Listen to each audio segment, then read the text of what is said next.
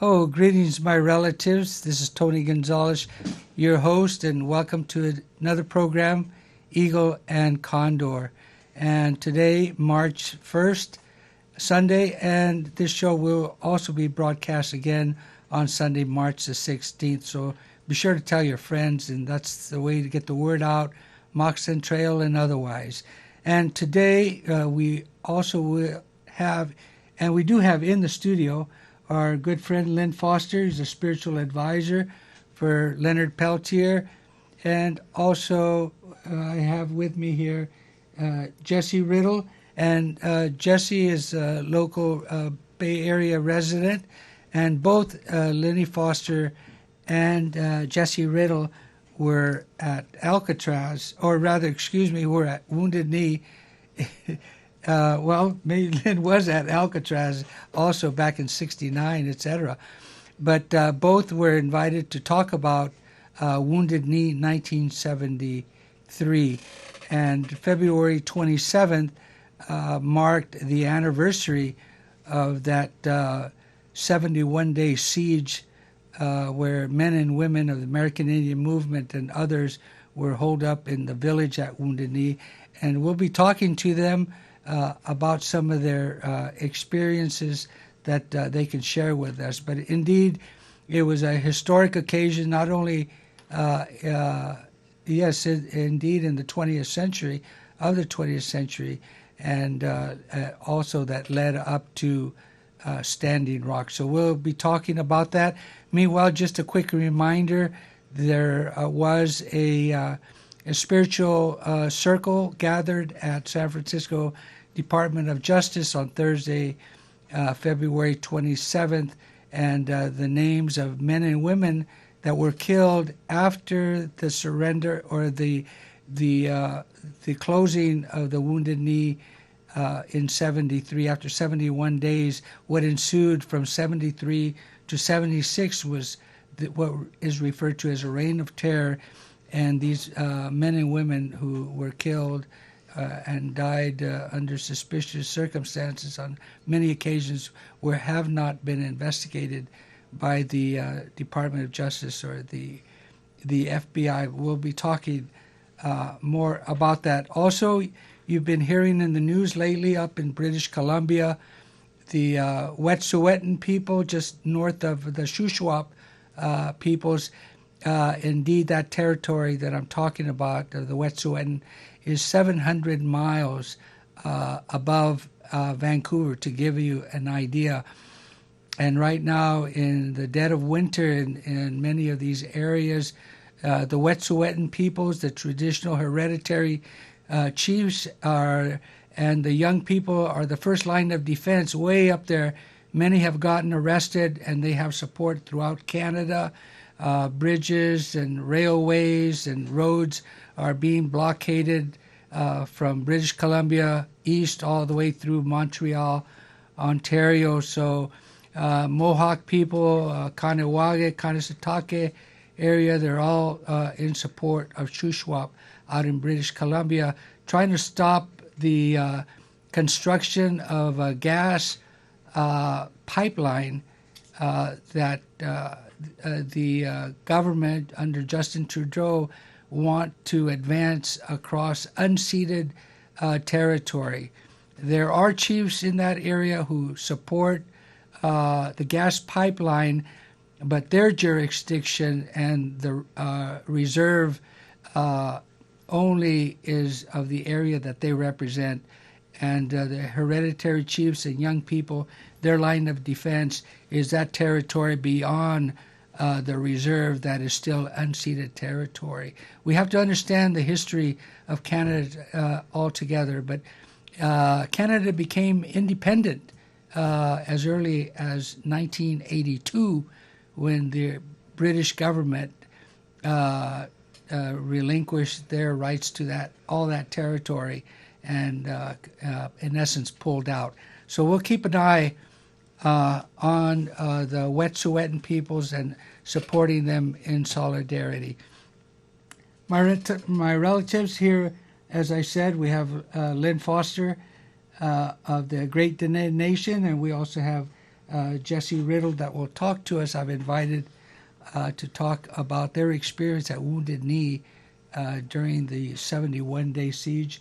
And perhaps, Lenny Foster, you were there perhaps much longer than Jesse was. And you were holed up in a bunker many of those 71 days. You want to reintroduce yourself and share some stories? Thank you. Yeah. Kia ane einschlau salt ane basis chen tropan he da che in the one he da chanel e gut ana be khun schlindo tse hot yede ade o yesanasha di kwat be and sent by be haditsi joshua don't need o ba hensen. I appreciate the invitation today to be on your television show and to talk about experiences, my experience of participating in the siege of Wounded Knee 73 in South Dakota. I was there for 71 days, and I became a comrade with the different brothers, sisters who participated in that. The Little Bighorn Bunker was the name of our bunker. We're on the eastern boundary of the community. At this time, I would like to recognize and acknowledge people like Percy Casper, a Shuswap Indian, John Carlson, Ojibwe from White Earth, Minnesota, Fuzzy Miller, he was part of the Menominee Warrior Society from Neopet, Wisconsin, John Perot, who was also from Neopet, Menominee Warrior Society, Hub Lutender, Stan Lutender, and also there were others such as George Rogers, Dick Lagarde, that were part of our comrades, and we developed a real close brotherhood being together under fire like that. We survived 11 firefights, and these firefights with the United States federal marshals and FBI was very intense, and it wasn't just a preliminary exercise. We defended ourselves, and through that experience it became a life-changing endeavor, and we went in as young men, young boys, came out as warriors. We call ourselves dog soldiers because we defended the Oglala people who made the invitation to us to help their struggle there against oppressive government, the Bureau of Indian Affairs, and the tribal government that was very oppressive to them. The Oglala Sioux Civil Rights Organization made the invitation to the American Indian Movement, and we responded. And as you mentioned, Thursday, February 27th, 1973 was the beginning of an armed struggle, what became an armed struggle, because we had to defend ourselves and also defend the pride and dignity in the treaty rights of the Oglala, Sioux, Lakota people, and also other Indian people who have treaty rights with the United States government. So in essence, it came down to protecting and defending our civil rights, human rights, treaty rights of Indian people, and it was a very profound experience. So Len, if I can interject here, just to let the viewers know that defending the treaties, which are part of the United States Constitution, Article 6, that treaties are the supreme law of the land. And just for our listeners to get back to reading parts of that Constitution. Go ahead. Exactly. So these are some of the concerns the Oglala Sioux people were asking help from the American Indian Movement to help make those changes. It was a very depressing and oppressive state of conditions. The conditions and the treatment of the people at that time was very, very bad, very poor. So the call was made out to Indian country throughout North America, and the American Indian movement responded, and other indigenous and Indian people throughout North America responded. Yeah. And it was perhaps one of the most profound experience that we went through, because it brought forth unity, pride and dignity, and its history was made a repeat of history is really what happened, because it set off a movement throughout North America and throughout Western Hemisphere, whereas other indigenous people responded in that manner with their own issues. So I think what happened in Wounded Knee 1973 was very profound. And then, if I may ask, prior to Wounded Knee 73, February 27th, you were involved in other campaigns leading up to Wounded Knee, shall we say. Like, for example, as I mentioned, you were at Alcatraz as a young man, 69, 70. As a student, you head out to Alcatraz, and thereafter you were on an activist role, for in support of your people's struggle, indigenous people's struggle. There was, what was it, the Bureau of Indian Affairs takeover and other campaigns. Just to let the viewers know again that you were a seasoned warrior by the time you heard the call for Wounded Knee. Yes, Please. Exactly. And thank you for that insight on my background. I was a student at Colorado State University in Fort Collins, Colorado, when the call was made for people to come to Alcatraz Island and help with the occupation, which I did. And from there, it started a movement for many, many people. Alcatraz, the protests and demonstrations in support of what happened to Raymond Yellow Thunder. I participated in that with the Denver American Indian Movement chapter under the late Vernon Balcourt.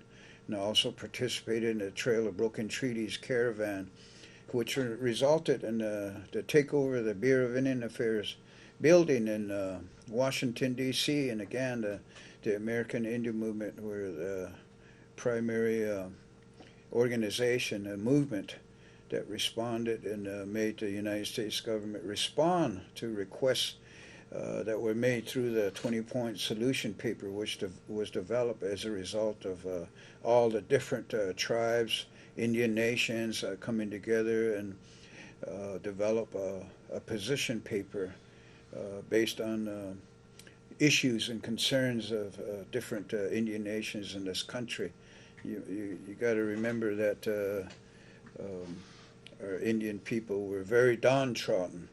They were at the bottom, and we had to do something. And the American Indian Movement came through, and it brought forth the pride and dignity and the self-worth. So I was very pleased and honored to be part of that movement. And also it led into Wounded Knee and to take over a novitiate in Wisconsin in the longest walk. So it was a continuous campaign of activism that inspired Indian country and as you mentioned, Standing Rock. That's a direct result through the years, these campaigns. And then right now, what's going on in British Columbia. The Shuswap people have responded to making a very serious attempt to stop. Yes. So these movement campaign has inspired generations, and I'm of that generation from the late 60s and early 70s into the 80s. Now it's the younger generation that are responding. Well, and then I have to say, you set the standard. People like yourself and Jesse now in our the elder years, in the winter of our lives, you fulfilled a good purpose, and we do want to have time for Jessie to share her story as well. But for our viewers, there's several movies documentaries that have come out, including what we screened on February the 27th at the Answer Coalition office in San Francisco, the film by Kevin McKieran called From Wounded Knee to Standing Rock, A Reporter's Journey.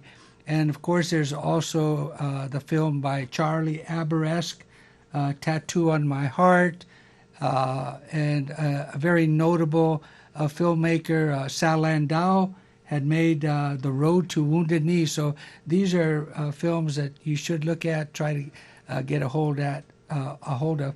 And here, Jesse Riddle, I wanted to welcome you to the show, and I'm always amazed and impressed by a young person like yourself at that time in '73, 21 years old, Northern California, and you heard the call. That's very courageous, knowing that you're putting your life on the line. But please share some of your stories. Well, like you mentioned, we were doing an occupation at the time when the Wounded Knee situation arose, and we had been occupying for 2 years up in Northern California, in north of Redding at Toyon. It was a Job Corps site that had like 66 acres that was abandoned, so we had, Was that later the Yaka'ama? No, that was more north. Okay, Yaka'ama is more south. I'm sorry, than go that. ahead. This is just south, north of Redding, about 10 miles. Okay.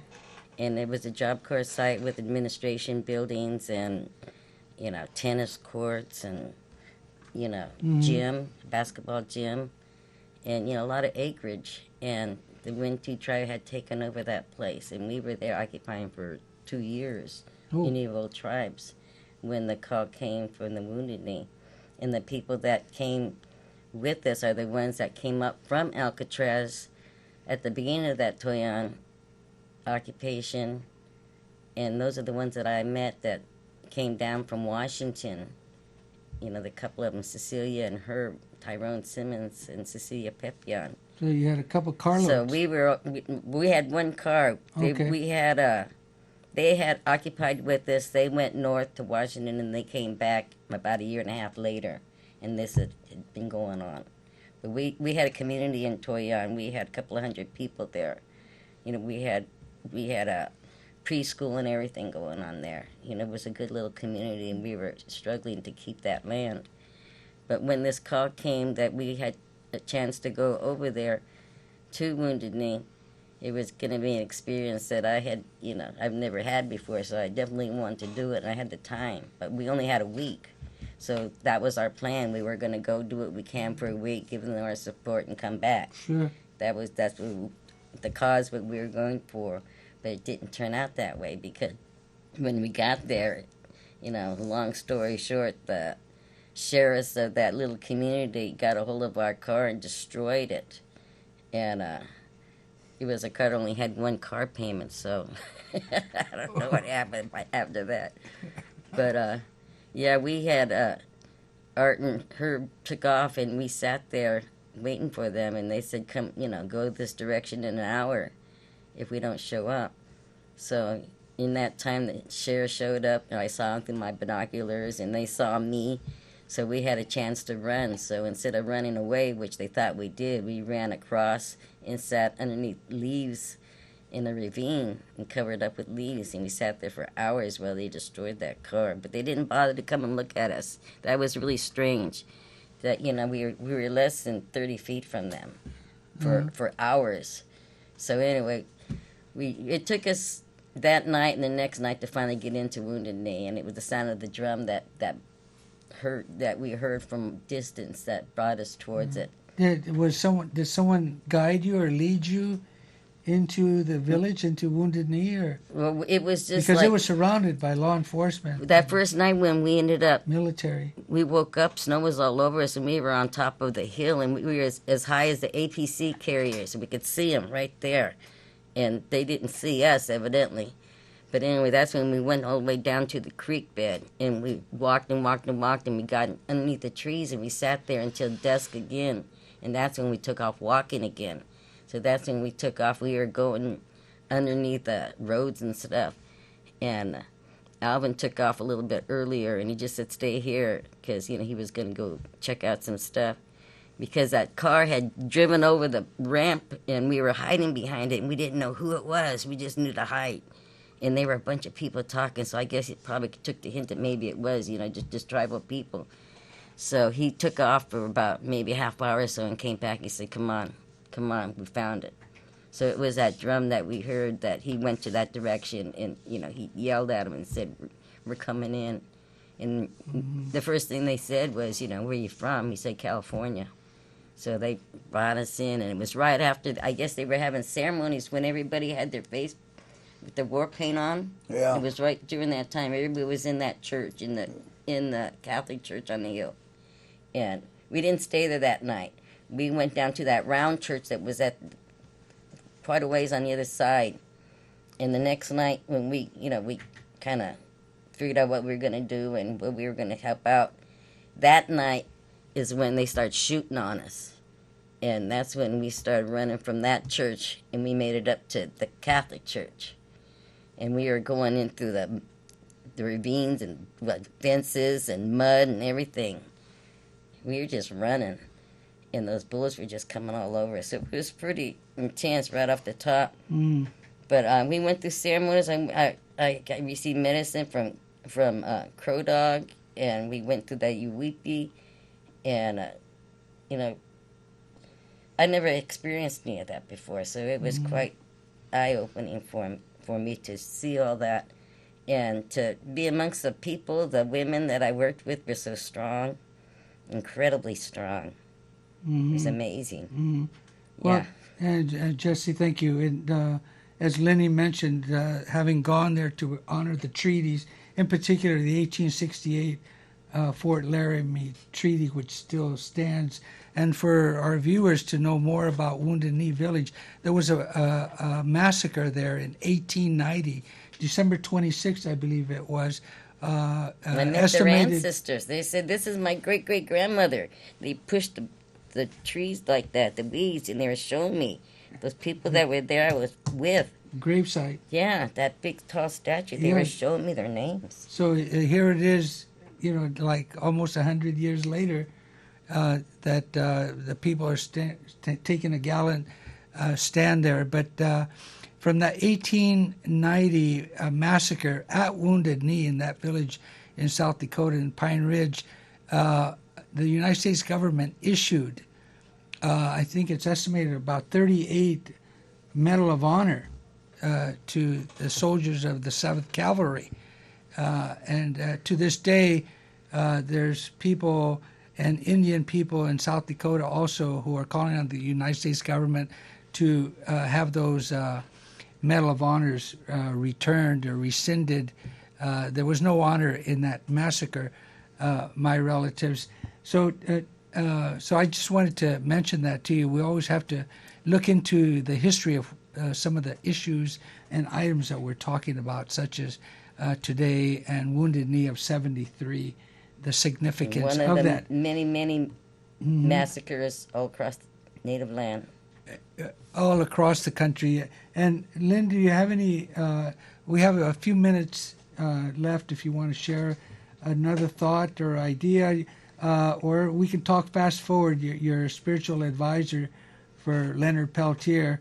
Leonard was not there at Wounded Knee, but he has suffered, the retaliation of the government during that period of 73 to 76 that is referred to as a reign of terror. Under that climate, over 60 men and women were killed and no investigation. What can you tell us today about Leonard Peltier? Before I get into that, you ask, was there something, a moment that I remember? One was one of the responsibilities we had as warriors was to participate in the ceremonies. The sweat lodge ceremony is one of the ceremonies that we participated in on a daily basis every morning to pray and be ready to engage in any firefights. One time we were in sweat lodge ceremony, a firefight broke out. And this was early in the morning, and there was gunfire, rounds were coming in, and we could hear it. And we were in the sweat lodge, and Crow Dog told us to stay, not to leave, and to have faith in the prayers and the ceremony. And we stayed in there, and it was intense. Everybody wanted to rush out, get out of there, and we stayed in there, and not one round made it hit the sweat lodge or the teepee. But that was a very, very intense, profound moment that I saw the power, the ceremonies, the prayers, and the songs made us bulletproof. And fast forward, Lynn, in the short time that we have with right Leonard now, Peltier. Leonard Peltier is presently serving his 44th year in prison at the United States Penitentiary, Coleman, Florida. And he's in what they call a lockdown, and it's been ongoing, and it's not good for him because he's not in good health. He's experiencing some very serious health issues. So we asked the audience to write letters, call the United States Penitentiary in Coleman, Florida. You can see it on the internet, the website. The phone number, call and ask to speak to the chaplain or the warden, and express your concern that somebody is advanced in age and suffering ill health, as Leonard Peltier should be allowed to go outdoors and have some fresh air and exercise, and he's suffering from bad heart, diabetes, failing eyesight, high blood pressure. We need to get him out of prison. That's the bottom line. We're asking all concerned citizens of this country to call the United States Penitentiary, Coleman, Florida, call the Federal Bureau of Prisons, express that concern to have him released. And the attorney is working on, as we speak, is working on his executive clemency. So we continue to have faith, hope, and pray for him, and eventually he will be released, we hope. Well, thank you, Lynn. And for people who are interested to know more about Leonard Peltier, his website is whoisleonardpeltier.info. That's all one word. Whoisleonardpeltier.info to know more about him. And or you can also call the White House and leave a message at area code 202-224-3121. That's the White House switchboard. Also at 202-225-3121. Okay, so I want to thank you, Lynn Foster, and also Jesse Riddle, and for your courageous stand that you took at such a young age, surrounded by the large military army. And my relatives, we're going to have a calendar reading by our co-host, Jolene Crawford, and also a few other items that she may want to talk about. Stand by. Thank you, Tony, and I'm glad to be back. So we're going to start out with the San Francisco Mexica New Year, 13th annual San Francisco City College. That's going to be held at 1125 Valencia Street in San Francisco, March 11th, 2020, from 4 to 10. They're going to have ceremonial Aztec dancers to bring in the new year, honoring the elders. All drums and all cultures are welcomed and encouraged to share ceremony. So they'll have a guest speaker, special guest Dean George Bell and Professor Edgar Torres, and of course our very own Tony Gonzales will be a special guest there as well. And Supervisor David Campos, who signed the proclamation recognizing March 12th as the Mexican New Year in San Francisco City and County. So, again, that's going to be held on March 11th from 4 to 10. Also, they're going to have a Mexica New Year March 14th and 15th in San Jose, California. That's going to be at the Emma Pruch Park, 647 South King Road, and that's San Jose, California. So also another Mexican New Year.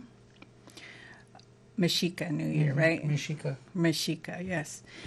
And also I have a Liberation Day, February 27th, remembering Wounded Knee 73 and Leonard Peltier Injustice and the Reign of Terror, 1973 to 1976. Interfaith Prayer Circle from 12 to 1:30. They're going to do drum, sage. That's going to be 4:50. Yeah, we did that. Oh. We did that on the 27th. Please. Oh, okay. Yeah. Okay, so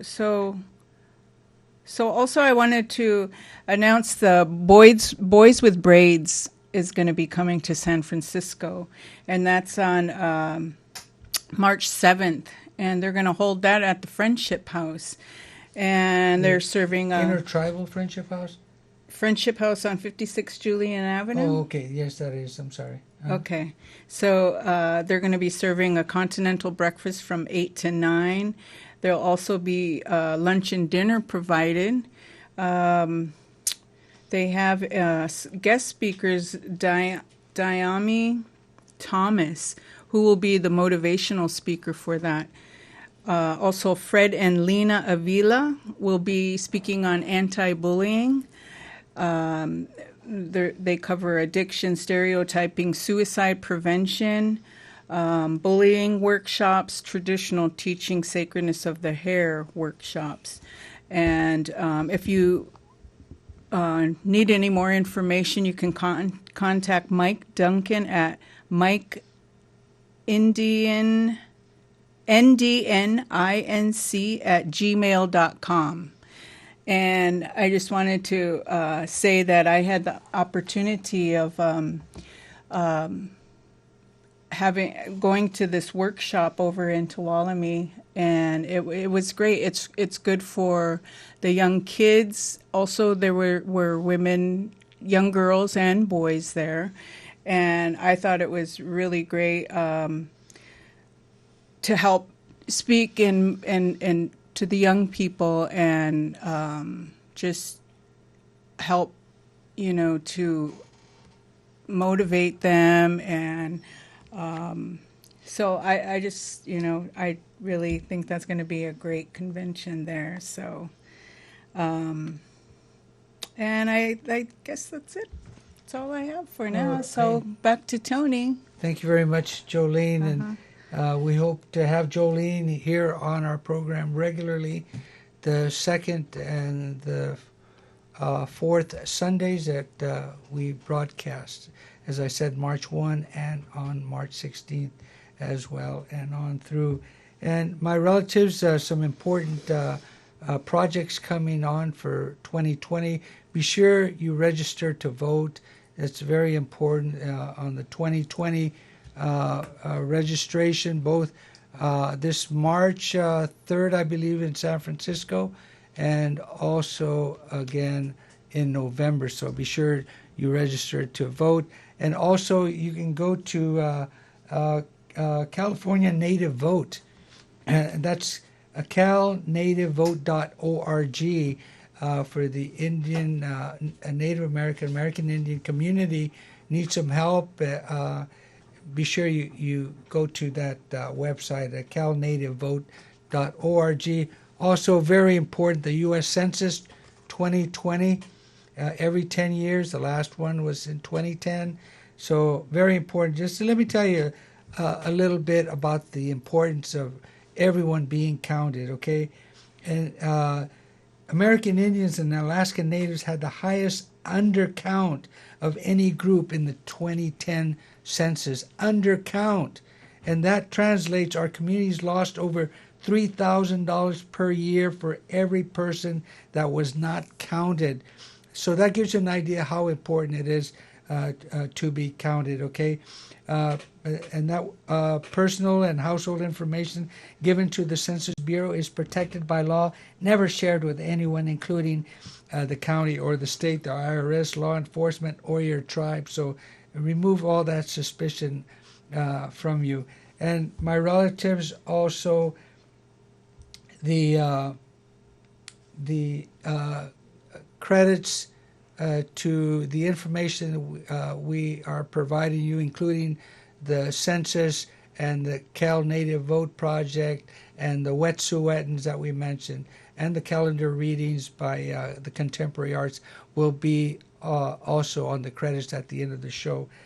Don't forget to tell your friends about the program. Also go to aim-west.org for more information.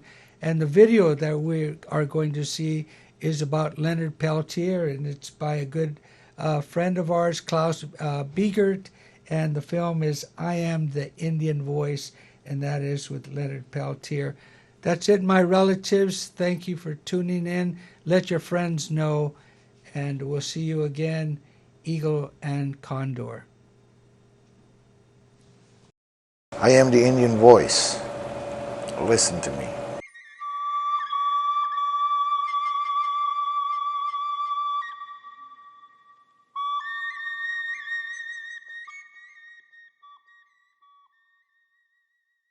My first encounter with Leonard Peltier was in November 1975. I was crossing the border from Ontario into New York. Border agents went through my things and called the FBI. Why? Because I was a long-haired foreigner traveling with American Indian books, photographs, tapes, addresses, and the FBI was looking for an Indian, Leonard Peltier. The FBI requested that I be retained until the next morning one of their men could question me. So my fingerprints were taken and I spent the night at the Malone County Jail. The following day, an agent was waiting for me. Klaus, he said, if one of your uncles was killed, you would like to see revenge. You want to find the murderer. And that's what happened to us. The FBI is a big family, and 2 of our uncles were killed. So we want to find the killer, and perhaps you can help us. Sometimes, in the shadowed night, I become spirit. The walls, the bars, the gratings dissolve into light, and I unloosen my soul and fly through the inner darkness of my being.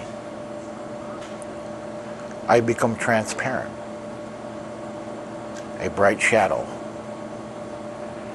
a bird of dreams singing from the tree of life. Yes, 2 FBI agents were killed on the Pine Ridge Indian Reservation on June 26, 1975. The shootout occurred during the so-called Reign of Terror that followed the occupation of Wounded Knee. More than 60 Indian opponents of the tribal government were killed, the murders never solved. During those years, the FBI had stationed a large number of their special agents on Oglala Lakota land. There were a lot of agents in field gear, camouflage. Everybody on their side had automatic weapons. At that time, most of the traditional people on Pine Ridge believed that the FBI targeted the AIM Indians, as they were called, and overlooked crimes committed by Wilson and by his followers. George O'Clock, the special agent in charge of the Rapid City office, once told me some years later that the FBI got its SWAT team from Pine Ridge, that during this period of 73 to 76, the FBI used Pine Ridge as a SWAT training ground for as many as 2,600 FBI agents. That was a period of only 3 years, and that's when most of the abuses took place. The fatal shootout took place on the Jumping Bull family ranch, where many AIM activists were living. So when they spoke about the shootout, they said it was 30 well-trained, well-armed guerrillas. Well, that had nothing to do with reality, and that never got corrected. 2 agents and 1 Indian died that day. 3 arrest warrants were quickly issued, Leonard Peltier's name on one of them. Law officials arrested the other 2 Indians, Dino Butler and Bob Robidoux. They were tried in Cedar Rapids, Iowa, and here comes the irony. Despite the largely white jury, the 2 Indian activists were acquitted. They had acted in self-defense. Had Leonard been part of that trial, he would be a free man today. But he went to Canada.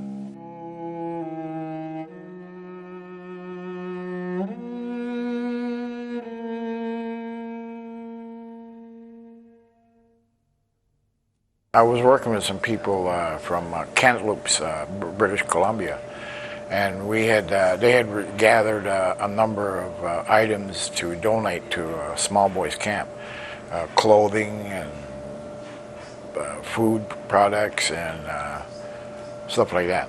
And we were going to meet another Indian brother, and we were supposed to meet her. That's the reason why we stopped at Small Boys, to let them know that we had all these items to donate to them, right? That was given for donation. Royal Canadian Mounted Police caught up with Leonard Peltier in a remote Indian village in the Rocky Mountains. Next morning they came and arrested me. And one of what's so ironic about it is that I've learned later that my grandfather came from the Metis, the Michifs, or what we call them. And some of those people that was out there, Yellowbird, that was the medicine man or spiritual advisor of there, was a relation of my grandfather's. The FBI requested his extradition based on an affidavit by Myrtle Poorbear, an Indian woman who had never met Peltier in her life. FBI agents extracted the affidavit by sequestering Poorbear for days. They showed her grisly photographs of Aname Ekwash, an Indian activist who had been shot in the back of the head. Akwash's hands were sawed off and sent to FBI labs for identification purposes. Poorbear later remembered, "They showed me certain parts of her body that were decomposed. They said that's how I was going to end up if I didn't cooperate with them. They said they could kill me and get away with it. I was very scared. I got to a point where I believed they would do it." For me, I've seen them as an out-of-control agency. I've seen them, and what is interesting is if they can get away with it with us, they can get away with it with anyone, because they've set the laws, they set the precedences, they built more prisons, they use the same type of tactics. Let us forgive the worst among us, because the worst is in ourselves. The worst lives in each of us, along with the best. Let us forgive the worst in each of us and all of us, so that the best in each of us and all of us may be free. Poorbear's false affidavit made Peltier's extradition possible. She testifies that she was Leonard's girlfriend and that she was at the shootout and she saw Peltier pull the trigger on the agents. I have to be very clear with you. I have a very biased view. The man stood between me and bullets. And that puts a certain kind of way you look at someone who is willing to do that for you. And it's interesting because Leonard is a very playful person. And if you didn't, people who have come to know him since his incarceration, they may or may not know that about him. He's the kind of guy who, it doesn't matter, anything anybody would ask him to help, he would do. Leonard's trial in Fargo, North Dakota was a farce of equal nature. The judge forbid the introduction of any testimony from the Cedar Rapids trial or any evidence concerning the role of the FBI during the Reign of Terror. The judge maintained that Peltier was on trial, not the FBI. Leonard was sentenced to 2 consecutive life terms. There were papers that were in one of the agents' briefcase, and I really don't remember which one of the 2 agents it was. When we were going to trial in Cedar Rapids, I worked as a paralegal on the case, and we were allowed to look at the evidence. And one of the things that was in one of the agents' briefcase was a whole aerial photograph of our encampment and marked with who was where. And you know, I still believe to this day that the goal there was that they were supposed to come in and kill us all. Most people see the world as taking sides. I don't. And I don't believe that you have to take sides to serve in the government. As an illustration, the whole time that I was Attorney General, the highest civil rights enforcement priority was the prosecution of police and prison guards who abused the rights of citizens. And the pronounced reason was very clear. Who protects the people when the police violate the law? Now that's direct action through government to prosecute people in government, police, FBI agents who violate human rights. Despite the trial's procedural irregularities, falsified evidence, perjured testimony, and although prosecutors have since admitted that they have no idea who shot the agent, and although Peltier's verdict has been dropped from first-degree murder to aiding and abetting, he is still sentenced to prison for life, and his every request for retrial has been denied. Peltier may die in prison. I don't think he will. But this will go down as probably the worst cases of wrongdoing and illegal wrongs committed by the FBI in gaining a conviction against an American Indian Movement member. The government can and ought to protect human rights, but the governments are the principal violator of human rights, overwhelmingly. And ironically, you know, all the fear and cry about terrorism, the vast majority of all terrorist activity in the world is committed by governments. The idea of the reign of terror was a government terrorizing the people. Peltier was initially incarcerated at the highest maximum security prison in the country, Marion, Illinois. Strangely, in 1979, he was moved to Lompoc Prison in California, a school campus compared to Marion. His Indian cellmate told him that prison officials had offered him a reduced sentence if they would attempt an escape. Well, I have to be very careful about what I say about this because the retaliation from the Bureau of Prisons for revealing anything, they still retaliate with punishment. So I have to, you know, either I can go ahead and tell you everything that happened there and end up in ADX where I'll be locked up 24 hours a day, or I can just tell you the highlights of it, you know. I know that the guy that told me that he had been hired to assassinate me proved it to me by showing me that first he had indictments out on him for shooting some Chicago cops. After he had told me this and had the FBI drop those charges, which they don't do here in the United States, or any country as far as I'm aware. They don't drop their charges for shooting cops. And he showed me to prove that he was not lying, that they had dropped the charges. I seen the dismissal of charges by the government. I was convinced, it was enough for me.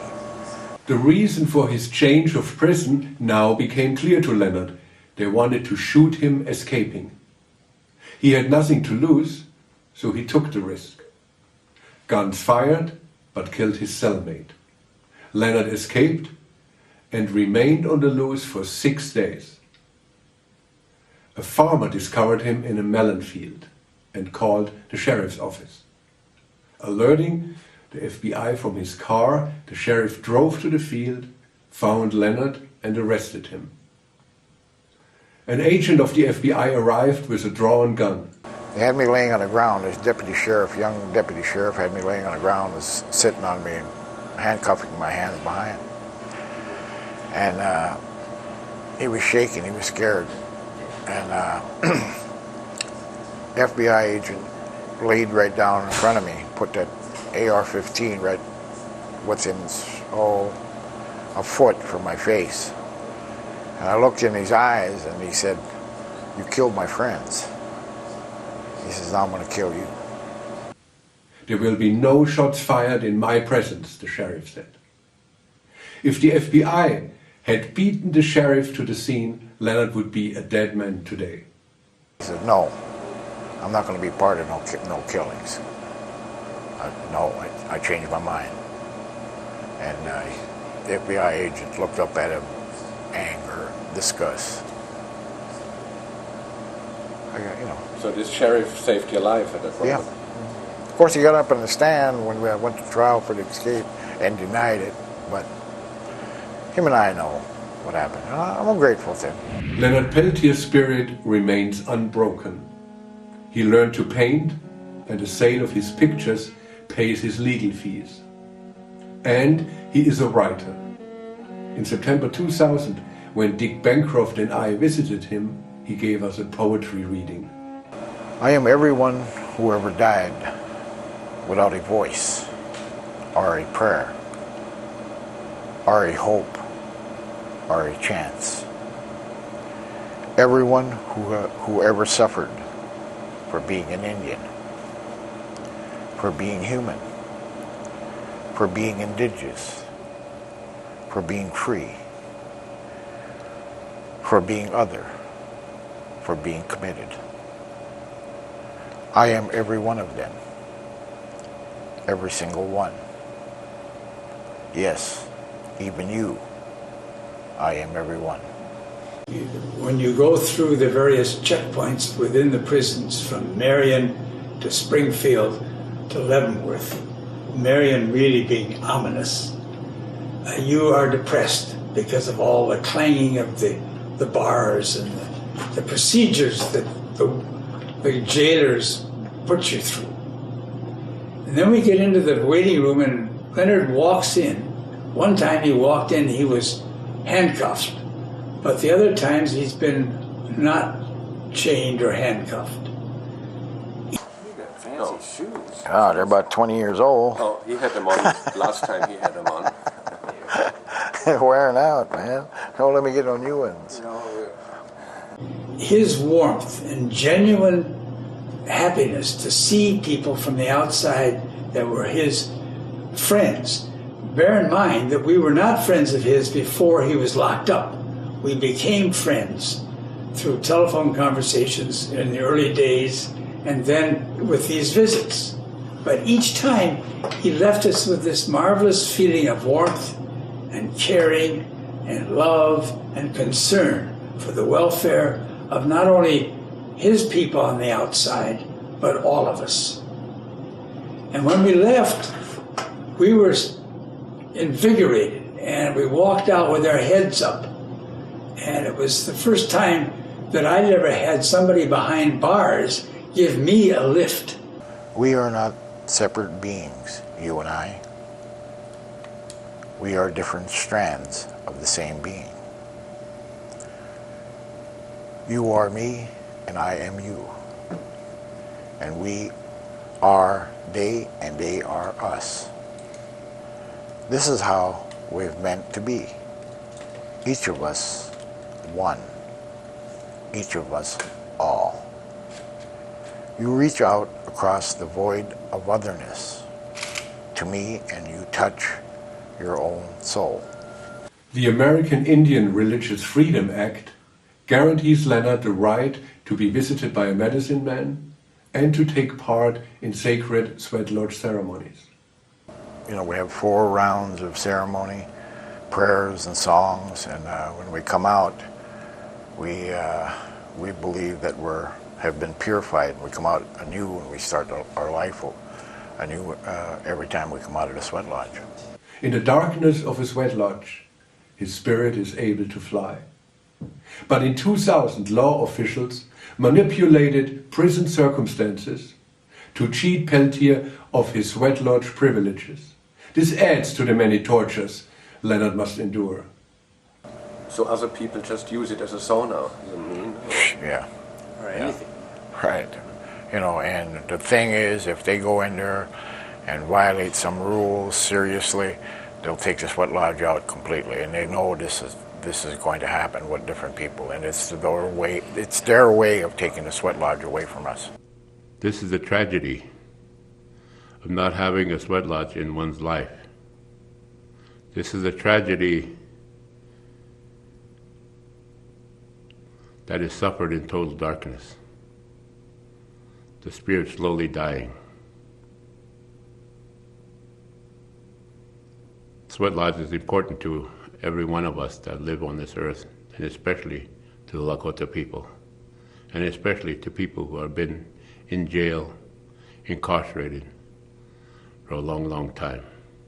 The behavior of our government towards the incarcerated people in this country and elsewhere in sites in other countries is very, very disturbing to me. And the fact that Leonard becomes the symbol of the FBI and their so-called strong-arm tactics on the reservation in the 70s leaves me with a very disturbed feeling in my stomach about how we, the so-called civilized people in control, how we mistreat those less fortunate, those of a different color, of a different background. This is very troublesome, and Leonard is the one that made me realize how important it is that people like Leonard Peltier be given some leniency, some opening for him to remain with the human race. Well, no doubt Leonard Peltier represents the moral dilemma, not only for America, but for all other people that believe in justice, peace, and fairness throughout the world. And so I say to America, I want you to remember our past. This past will give you direction for the future. Just as our people in our past, we are the spirit of the future. The spirit of this land lies rooted in the history of Native people.